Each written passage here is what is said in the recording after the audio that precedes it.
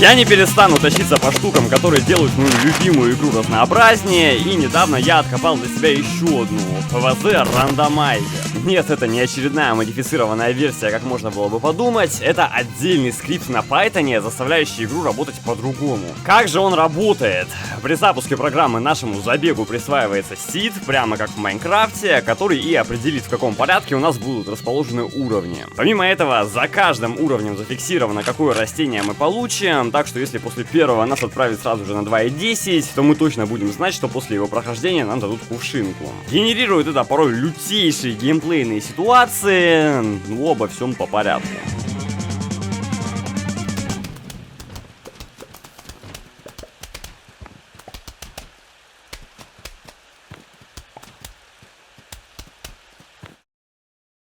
К другим новостям случилось страшное. Я впервые в жизни скачал что-то, где нет зомби. Ладно, наебал есть, но игра все еще очень крутая, поэтому рассказываю. StarCraft X, крупный ММО-шутер от первого лица в открытом мире чернобыльской зоны отчуждения. Каким бы пресным это описание ни казалось, игра способна затянуть в себя на десятки часов, и я вообще не преувеличиваю. В игре есть очень интересная и, что важно, нелинейная сюжетка, которая уже лютейшее погружение обеспечивает. И помимо нее еще просто тонна различных активностей. Исследование территории, изучение аномалий, ПВП, ПВЕ, торговля, наука, бандитизм, войны, кишки, гробы, сатана и еще куча контента на любой вкус. По названию понятно, на какие игры StarCraft референсится, и вот от обоих из них тут реально взято лучшее. От одной крутейший сеттинг и атмосфера, а от второй дичайшая реиграбельность. Ебло отваливается, когда осознаешь, что весь здешний контент смогла в себе вобрать одна игра. Сам я изначально дал ей шанс как ходилке-бродилке, насмотревшись на все эти лиминальные пространства из трейлера, но, во-первых, да, локации ебейшие, а во-вторых, в итоге меня и остальные аспекты геймплея умудрились затянуть. Точкой невозврата стало событие черный рейд, там надо, отбиваясь от наемников и зомбарей, залутать какие-то лурные прибамбасы, а затем как можно быстрее ретироваться, пока не случилась смерть. Судя по трейлеру, длиться ивент должен был до 27 ноября, но его решили продлить аж до 4 декабря, а это на секундочку аж лишняя неделя, так что пользуемся, ребята. В этот же день начинается уже новый сезон с новым контентом, так что самое время залететь попробовать или вернуться после долгого отсутствия. Залутать приветственный бонус можно, введя вот этот вот код, а если скачать по ссылке в описании, то вроде и вводить ничего не придется, поэтому бегом туда. Все, обо всем рассказал, теперь объясню вам принцип работы рандомайзера. Самое прикольное, что тут есть, это включаемые и отключаемые атрибуты, делающие геймплей еще более уникальным. Я хочу вообще по всем сейчас пробежаться, ибо они тут очень сильно роляют. Первое, что у нас тут есть, это челлендж мод. Отвечает он за некоторую справедливость подбора уровней. Например, левел 5.2 не сможет нам попасться, если мы не имеем хотя бы 3 растений, имеющих атрибут хороших, а на 5.9 нас пустят и вовсе только при имении хотя бы 5. Шоплес подразумевает игру без покупок в магазине, Manual Money отключает нам автоматически апгрейд инвентаря, но зато дает копить деньги на покупку этих самых апгрейдов вручную. Инстант имитатор дает нам с 0 секунды доступ к имитатору, который может быть очень полезен при некоторых раскладах. Рандомные растения говорит само за себя, получаемые после уровней растения ничем не закреплены и дать нам могут что угодно. Seeded активирует режим, при котором выраливаемый сид будет отвечать не только за выдаваемые растения и уровни, но еще и за каждый элемент рандома во всей игре. То есть каждый вышедший зомби, каждый рандомный ивент и тайминг будут четко закреплены с сидом, и если вы решите скинуть его другу, то в его игре будет происходить все ровно то же самое, что и в вашей. Ну и последний пункт, Upgrade Rewards, это такая темка, когда после прохождения 4 и 9 уровней локации, нам вместо этой забагованной хуйни будут даваться апгрейды для наших растений, типа двойного подсолнуха или мракогреба. Вообще, есть еще один атрибут, не уверен только, стоит ли о нем вообще говорить. Сомневаюсь, что он сыграет существенную роль. В общем, называется он No Restrictions.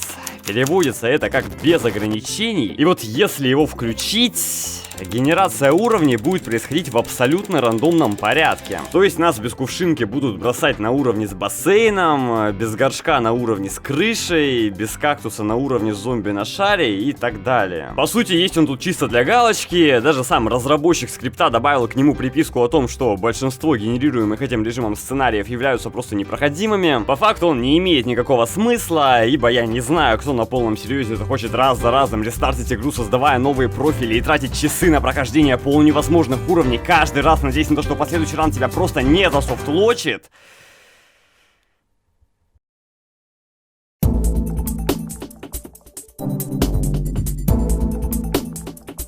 Да, начать свое знакомство с этим модом я решил именно с этого режима, а он в свою очередь начал знакомство со мной с мгновенного софтлока. Софтлок, если кто-то не знает, это состояние игры, в котором продолжить играть ты технически можешь, но вот дальнейший прогресс тебе недоступен. После первого же уровня меня перенесло на 4.9, на котором были а. зомби на шаре, б. зомби на воде. Делать мне тут было тупо нечего, ни тех законтрить я не мог, так что, потеряв свою единственную надежду в лице водных косилок еще до первой волны, я сразу же рестартнул. Вторая попытка подловила меня ровно так же. За первым уровнем последовал 5.4, на котором я поиграть, конечно, попытался, но быстро забил хуй. С третьей то же самое, уровень с туманом, уровень зомби на шаре, уровень без кувшинки для водных зомби, в общем, еще один рестарт. Но вот четвертая уже подавала надежды. Чекайте. Перенесли нас сразу на уровень 2.8, который, во-первых, в нашей ситуации реально проходимый, и во-вторых, после него мы могли бы получить к нам в арсенал просто охуительного гриба-взрывуна. Гриб судьбы на таком этапе это просто must-have, а нам бы уже никакие туманные уровни не были бы страшны просто потому, что эта хуйня бахает на все поле. Вода не была бы проблемой, всякие там шары уж тем более, так что шанс словить софтлок был бы куда меньше. Единственная проблема, для его получения пришлось бы подзаебаться. Этот уровень предоставляет нам довольно суровый челлендж. На вооружении у нас все еще только горохострел с подсолнухом, играем мы ночью, а на стороне зомби у нас довольно серьезный враг в лице зомби-танцора. На этом уровне он гарантированно выходит 2 раза, один из которых на большой волне, а на ней нас будут донимать еще и зомби, вылезшие из могил. Запара та еще, но тем не менее это однозначно проходимо. Конечно, больше всего душило именно начальное развитие. Ночной этап без грибов любит подбрасывать всякие приколы типа зомби, выходящих на твоем единственном ряду с подсолнухами, поэтому из повествования эти попытки я вычеркну, расскажу о более прикольных. Первый раз что-то получаться начало вот тут, середина уровня, Ханусина подыхает от горохострелов, поле усеяно подсолнухами, вроде живем. Внезапно выходит Майкл Джексон, срет вокруг себя зомбями, и область его так называемой дресни захватила почти все ряды, где у меня были подсолнухи. Проблема решаемая, танцор вышел как раз на линии с грязнокосилкой, а его подтанцовщики двигаются достаточно медленно, чтобы горохострелы по бокам успели их добить. У меня было как раз достаточно времени, чтобы поставить 2 горохострела, только вот я, блять, молясь, объебался с их расположением и одного поставил как раз напротив этого самого танцора. Шансов у него, очевидно, не было, наряду с ним топали 4 зомбаря, поэтому я просто очень тупо въебал солнце и время. Танцоры дохавали подсолнухи, я остался, соответственно, без солнца, и продолжать попытку смысла не было. Спустя еще 15 минут ретраев попалась вот такая, снова получилось неплохо развиться на старте, выходит танцор, у меня даже получается его отбить, но вот большую волну все же пережить не получилось. А прикол-то в чем? Смотрите, расположение могил на поле седированное, то есть при каждом рестарте расположение вот этих вот могил будет одинаковое, меняться будут только их текстурки. И, как нетрудно понять, вот на этом ряду с 4 могилами, соответственно, будет вылезать каждый раз по 4 зомби, некоторые из которых будут иметь на голове конус. Это действительно большая проблема, но еще большей проблемой оказалось то, что на этом же ряду у меня вышел еще и Майкл Джексон, из-за чего я неизбежно проиграл. Ладно, чему нас научили эти 2 попытки?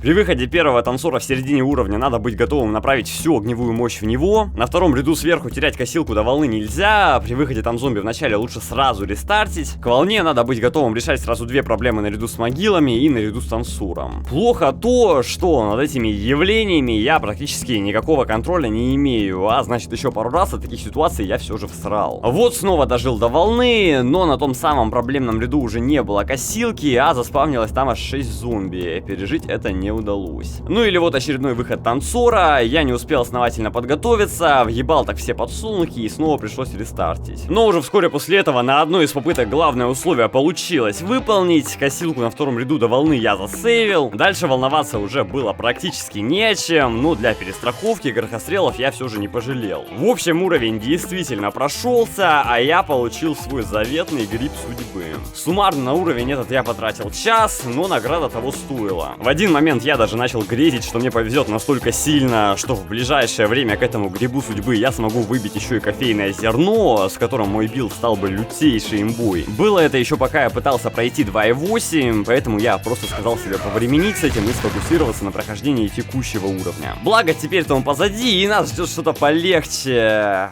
Уровень с бассейном, 3 волнами, подводниками и зомбони, имея при этом только подсолнух, горохострел и бесполезный гриб судьбы. Да, это очередной софтлок. Все до этого было зря.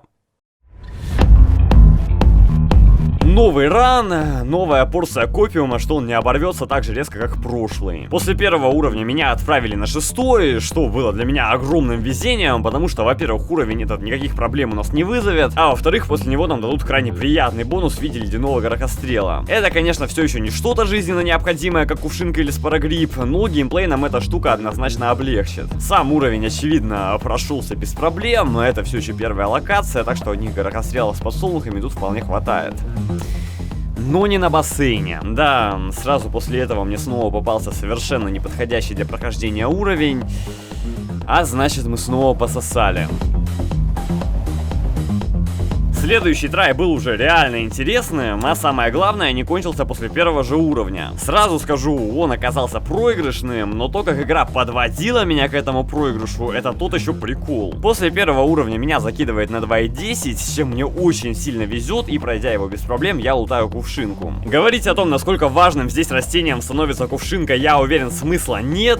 Две софтлочащие локации буквально разблокировались у нас на глазах с ее получением. Пригождается это причем мгновенно, потому что следующим же уровнем идет 3.4. В любой другой ситуации мы бы тут просто застряли, теперь шансы пройти явно были. Казалось бы, ну очень сильно повезло, получили кувшинку, тут сразу бассейн, уровень мы пройдем, все же одна брешь тут присутствует. Из всех возможных уровней бассейна нам попался именно 4-й. Ничего особенного на самом деле нет, проходится без проблем, даже одними лишь горохострелами, вопрос именно в его порядковом номере. Он 4-й, после него идет 5-й, 5-й это всегда мини-игра, а что мы обычно получаем перед мини-играми? Хуйню ебаную мы получаем, после 4-го уровня нам никогда не дают растения, это всегда какая-то игровая приблуда из ряда альманаха, доступа к магазину, лопаты и прочего. Нам это нахуй не всралось, потому что в реалиях мода доступ к этим штукам открывается совершенно по другому принципу, а значит после уровня мы просто не получаем ничего. Плохо ли это?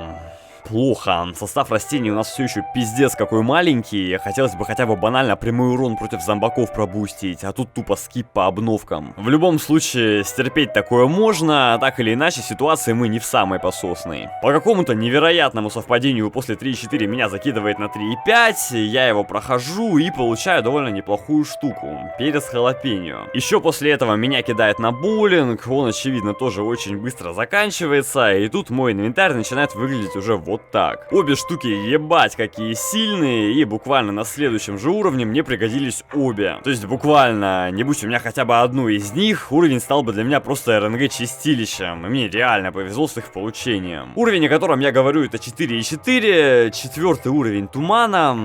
Да, мы опять ничего не получим, но обо всем по порядку. Почему для меня так важны все полученные ранее саппорты? Смотрите, здесь у нас просто комбо. Это ночной уровень без парагрибов, который требует от нас жертвы косилок в начале для адекватного старта.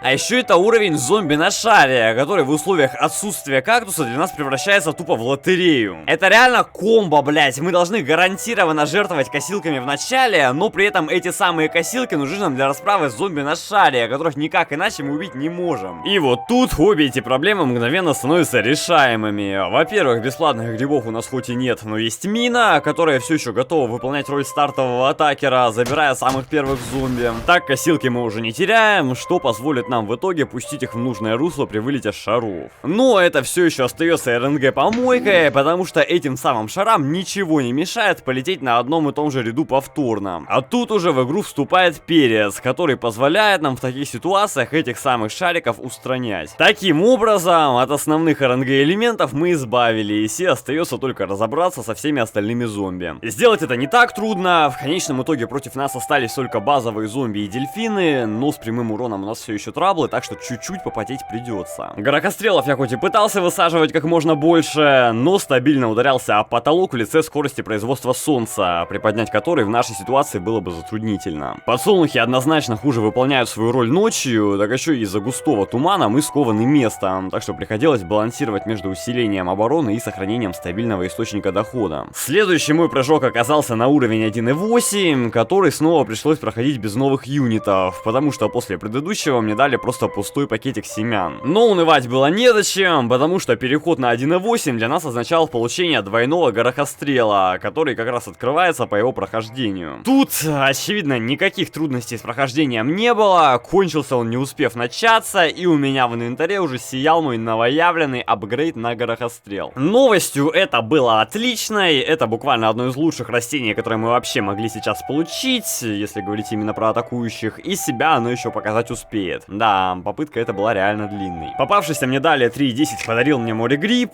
что было откровенно не лучшим приобретением, а сразу после этого мне выпал 2.4. Да, это снова 4-й уровень, мы снова обречены остаться без апгрейдов. Вот поэтому я эту попытку изначально и назвал очень занятной. Игра прям долгое время водила нас по грани, выраливая откровенно сложные уровни, не давая наград и ужимая нас в рамки игры базовым набором из атакующего и сан-коллектора. За столько уровней я буквально только сейчас получил возможность поиграть чем-то получше дефолтного горохострела, о чем уж тут говорить. Ну и да, как я только что уже сказал, на этом уровне мы снова ничего не получим. Прикалываться с нами игра закончит еще не скоро. Благо, уровень не очень-то и сложный. Даже без сквозных растений дверные крайне легко отлетали просто от большого количества урона на поле. Плюсом к этому никто не отменял еще и мины, которые тоже можно было им под ноги бросать, так что вдвойне легко. После него мне попался 4.1, я как раз незадолго до этого получил море-гриб, так что тут решил чисто для галочки с ним поиграть. Принцип все тот же, в самом начале отбиваемся минами и косилками, потом начинаем ставить двойных горохострелов, нетрудно. Дали нам фонарь, который в этом моде хоть и является одним из самых нежеланных растений к получению, но один раз он мне все же пригодился. Короче, на 4.3 я успел пару раз за уровень его поставить, и под конец он даже подсказал мне местоположение зомби на шаре, но, к сожалению, мне на него было похуй, поэтому дайте мне уже, блять, нормальное растение, а не этот ебучий фонарь. После прохождения дали нам снова крайне бесполезную штуку, в этот раз ей стал бловер, который так ни разу мне и не пригодился. Следующим уровнем был 3.6, после него мы получили колючки, только вот и в них никакой надобности не было, потому что дальше мне попался 5.9.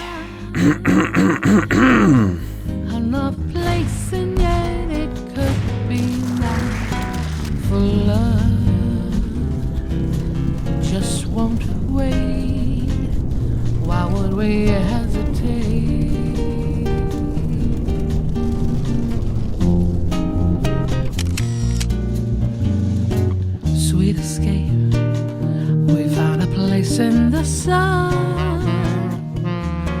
We were so lost. Вам, наверное, уже не терпится посмотреть на мои остальные попытки. О, 5.7, блядь. Сука. 4.1. 4.2 я, очевидно, не пройду. Что после этого уровня дают? Могилоед дают, блять. Нахуй мне могилоед.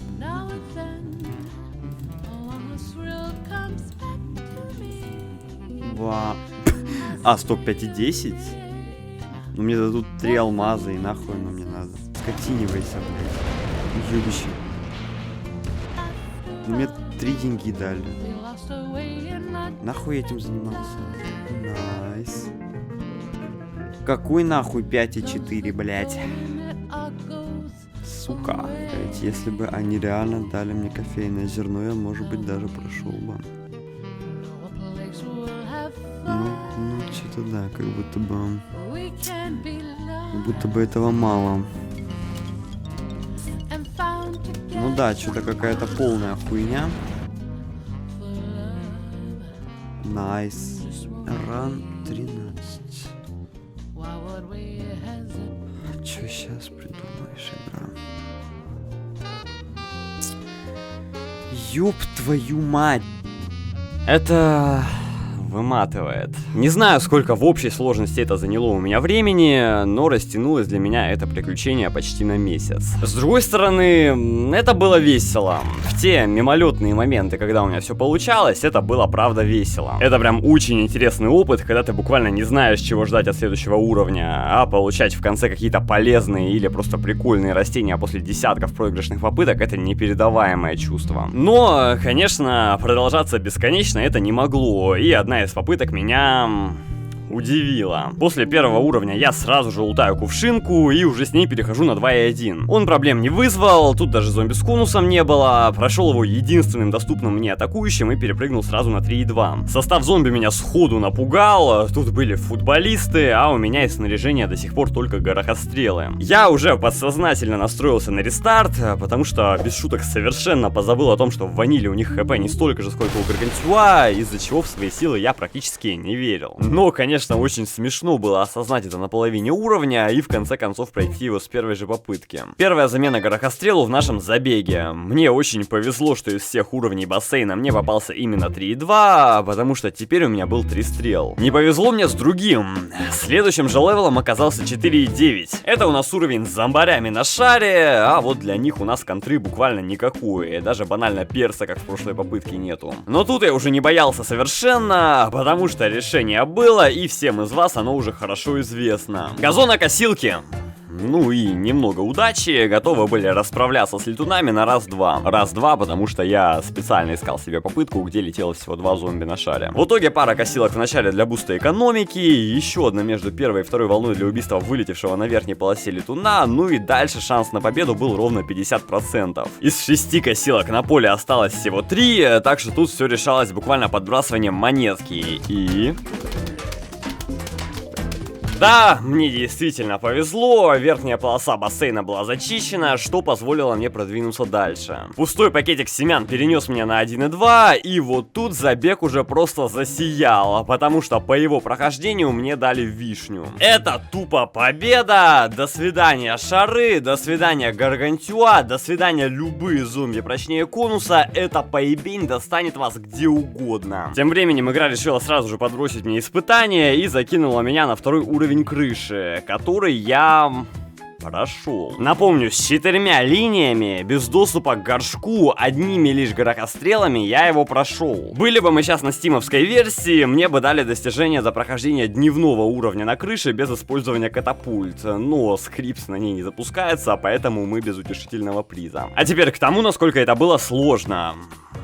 Сложно. 5-й ряд нам недоступен, а значит горохострелом будет мешать скос крыши, способов воспрепятствовать которому у нас пока что нет. Таким образом, мы оказываемся в ситуации, где, чтобы убить одного лишь зомби с конусом, нужно 2 горохострела и еще хотя бы 3 растения, которые мы будем подставлять ему под ебало, чтобы он не захавал наш горшок. Про ведро вообще лучше ничего не говорить. Тут будь добр либо вишню, либо какое-то ебанутое количество урона плюс кучу мусорных растений для стана. Но самое страшное здесь это зомби с шестом, потому что для него надо выстраивать вообще отдельную нахуй линию обороны, ибо через первый ряд он сигает. По сути, только из-за них я горшков и лишался. Обычную мертвечину было сдерживать вообще не трудно, а вот у этих ёбиков реально получалось руинить. Вот что реально плохо, это жесточайший дефицит солнца, потому что клеток под подсолнухи мало, а разменивать растения приходится регулярно. Держать такой натиск зомбаков тяжело даже с чисто человеческой точки зрения, ибо ну не хватает тебя одного на всю эту пиздобратью на экране. Но я к таким условиям уже в какой-то степени приученный, поэтому много попыток не понадобилось. Когда под конец оборону начали прорывать, я ушел тупо в деф. Моей задачей стало просто продержаться до последней волны, чтобы всех зомби переехало косилками. В итоге все получилось прям идеально в тайминг. Все эти ребятки, независимо от брони, были тут же ликвидированы сначала этой залупой на колесиках, а потом и вишенкой. Ее для такого момента тоже припас. Кукуруза оказалась охуенным приобретением. Игра сей куда веселее, чем горохострелом, да и регулярные проки масла это тоже всегда полезно. 4.2 прошелся очень легко, футболист за весь левел появился всего один раз, а мы получили еще одно фундаментальное для забега растение — кактус. Теперь и уровни с шарами для нас никакой проблемой не будут. Буквально все, что осталось получить для стопроцентной гарантии победы, это горшок и в идеале спарагрипп. А после этого все дороги для нас открыты. 1.9 был очень скучным, учитывая, какие растения у нас уже есть. Эти две волны были просто лютейшей душниловкой, после которой мы еще и ничего не получили. Дальше был 3.10, еще одна нуднейшая хуйня, ну и в довершение ко всему 1.8, благо хоть на нем всего одна волна. С другой стороны, этот же 1.8 дарит нам двойной горохострел, значит уровни для нас будут течь немного быстрее, но на этого самого двойного горохострела надо еще накопить, поэтому ранние этапы уровня немножечко растягиваются. 2.4 прошелся довольно быстро, теперь против дверных у нас была катапульта, а вот выпавший дальше 5.4...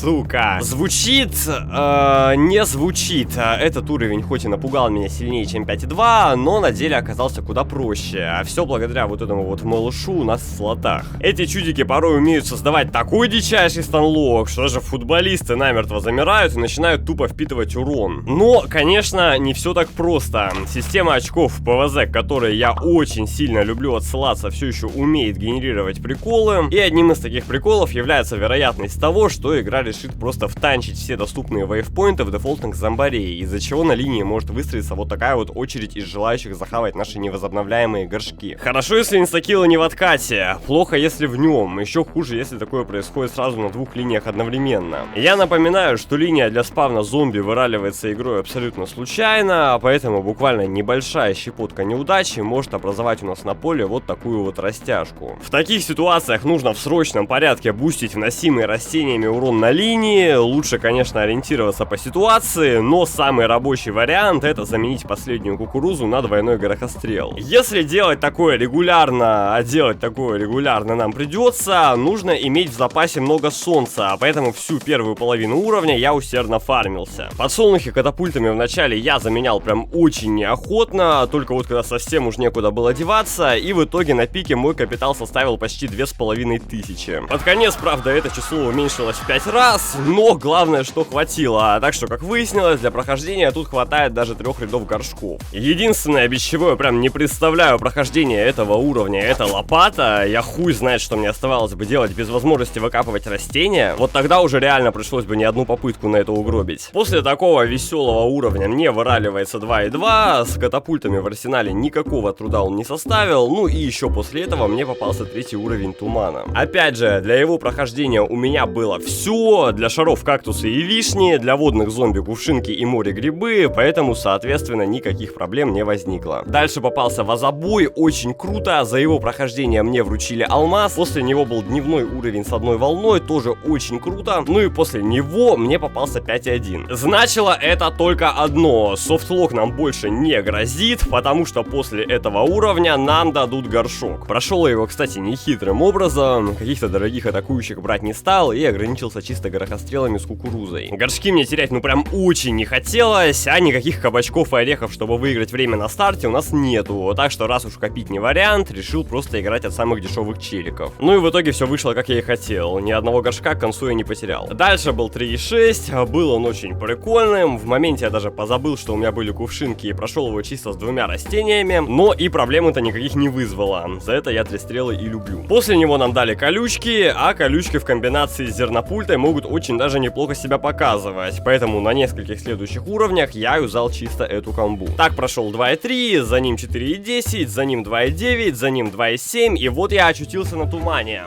На 6-м уровне. Даю вам 2 секунды на размышления, почему я так заостряю на этом внимание. Потому что после него нам открывается звездоплод нахуй. Все, это официально конец этого челленджа. Дальше мне вообще ничего кроме звезды не понадобится. Это просто идеальное растение, чтобы заспидранить оставшиеся уровни. 4.8 прошел звездами, 1.4 прошел звездами, 3.7 прошел звездами и горшками, мне было скучно. 4.1 звездами, 2.8 звездами, 3.9 звездами с чесноком. Очень прикольная комбинация на самом деле. 5.8 звездами, все мини-игры, которые там были между делом, тоже звездами. На 3.8 у меня появились арбузы, их тоже звездами. Ну и небольшой тоже к этой звездной эпопее подведу. На самом деле забавно наблюдать, как звезды могут даже гаргантюа без проблем загасить. Я уже молчу про зомбони, дельфинов и прочих ребят.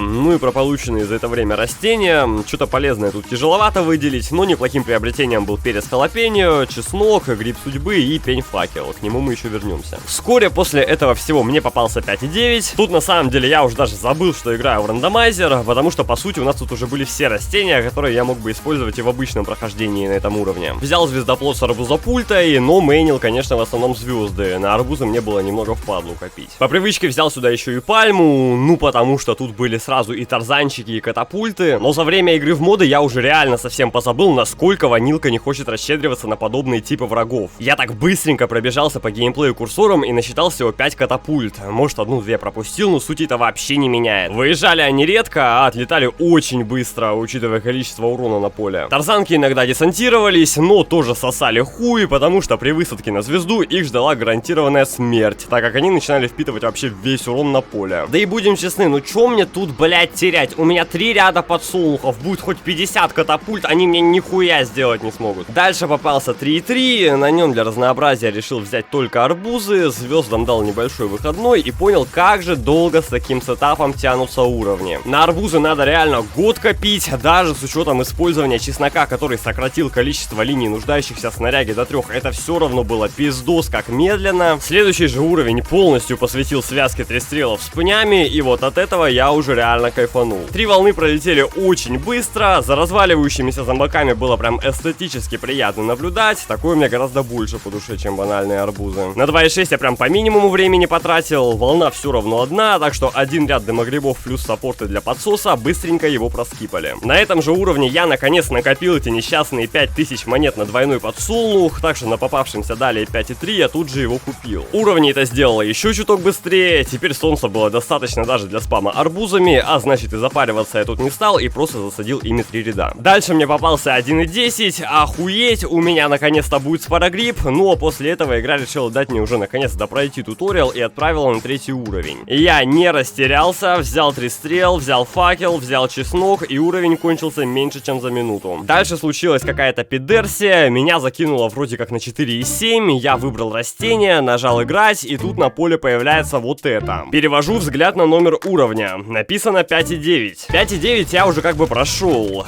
да и лужайка на черепицу не особо похожа, но этим все не ограничилось. Сначала я играл как обычно, солнце грибы сажал в горшочки, спарагрибы сажал на землю, решил в один момент убрать туман для более красивого кадра, ставлю бловер.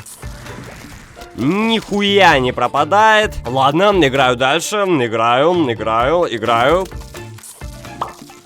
Блять, что происходит на этом уровне? Короче, похуй, 5.7, я его прошел звездами и арбузами, там было 3 волны, потом был 4.4, тут вообще запариваться не стал, набрал тупо саппортов, ну или как-то впадло на подобных уровнях что-то интересное выдумывать. В итоге всех перевзрывал, пересжигал и уровень кончился. Ну и вот уже финишная прямая, как бы не было забавно, нашим финальным боссом становится уровень с дневной локацией, благо хотя бы 7, а не 2, не 3. Прошел на похуй точно так же, как и прошлый, просто всех пересжигал и перевзрывал, но еще взял на подсос звезды. Ну и по сути, да, это все. Адекватной концовки в этом моде нету, потому что, повторяюсь, это не мод, а скрипт. Ну и по сути, единственное свидетельство о том, что мы прошли игру, это тот факт, что у нас теперь есть все растения. Больше тут ловить нечего, если продолжить играть дальше, то уровни будут просто идти своим чередом, за 8 будет 9, за 9 10, дальше ночная локация, дальше бассейн и так далее. Единственная разница в том, что у нас уже будут все растения. Ну и что дальше? Неужели это конец?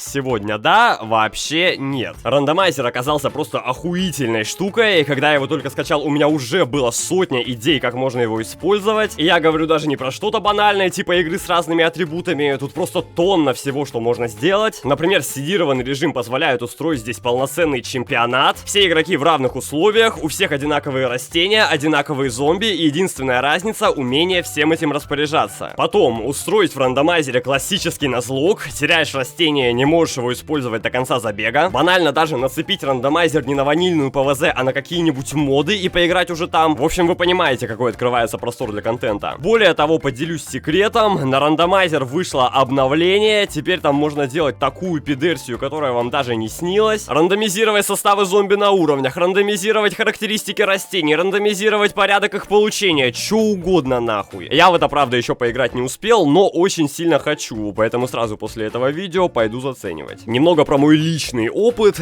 Параллельно с видосом я тестил много приколюх, связанных с этим рандомайзером. Не все из них заработали, но тем не менее о чем рассказать мне есть. Во-первых, как я уже сказал, скрипт работает со всякими разными модами, но напрочь, сука, отказывается распознавать китайский язык. Из-за этого накрылся мой план с прохождением хардмода с рандомайзером, а мне пиздец как хотелось. Как по мне, хардмод вообще идеально подходит для всяких челленджей. Но, увы.